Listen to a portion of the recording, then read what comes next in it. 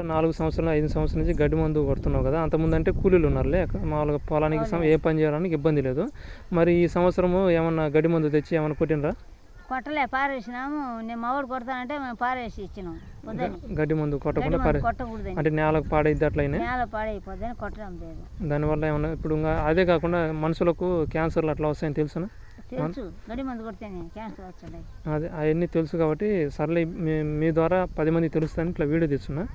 గడ్డి మందు అయితే ఇప్పటి నుంచి కొట్టద్దు, దానివల్ల మనుషులకు రోగాలు, తర్వాత పొలాలు కూడా దాంట్లో జీవులన్నీ చనిపోతాయి, అన్నీ చనిపోతాయి, జీవులన్నీ చచ్చిపోతాయి, అన్ని ఇబ్బందులు కాదు.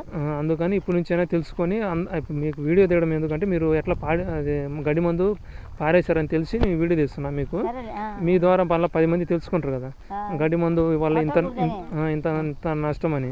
పత్తికి కొడితే అణిగిపోతుందని ఆయన కొట్టకుండా కలిపే చూపించాడు. వేరేనా ఆ ఊరైనా గడ్డి మందు కొట్టడం వల్ల నష్టం అని.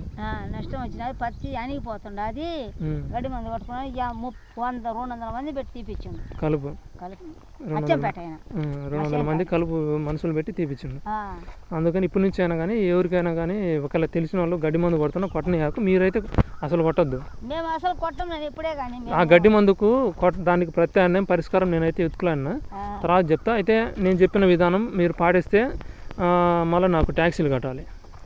వచ్చింది దానికి కాదు, నేను గడ్డి మందులు లేకుండా నీ కలుపు సమస్య లేకుండా చేస్తాను. నేను నా పద్ధతులు ఉండేలే, ఆ పద్ధతి చెప్తా మీకేంటంటే ఇంత ట్యాక్సీలు ఉంటాయి.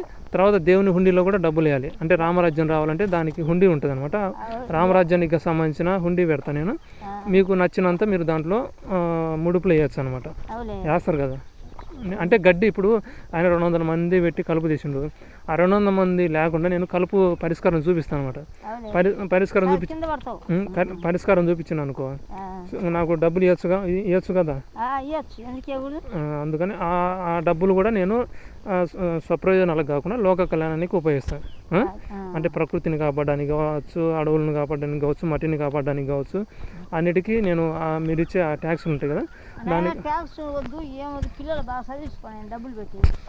నేను ఏదైతే పద్ధతులు చెప్తానో దాన్ని పాటించి మీరు ట్యాక్స్ కడతారా నేను నా అకౌంట్కి? మీరు కడతారు కదా. అదే అంటే ఇప్పుడు కలుపు తీయడానికి ఒక 10,000 ఖర్చు అయింది అనుకో, ఆ 10,000 ఖర్చు లేకుండా నేను ఉపాయం చెప్తా.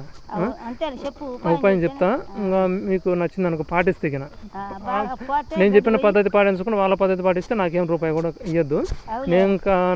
నేను చెప్పిన పద్ధతి పాటించి నచ్చింది అనుకో, ఫలితం ఉంది అనుకో, నాకు ట్యాక్స్ కట్టండి. ఆ ట్యాక్స్తో నేను ఏం చేస్తాను అంటే ఊరికి మంచి చేస్తాను అనమాట.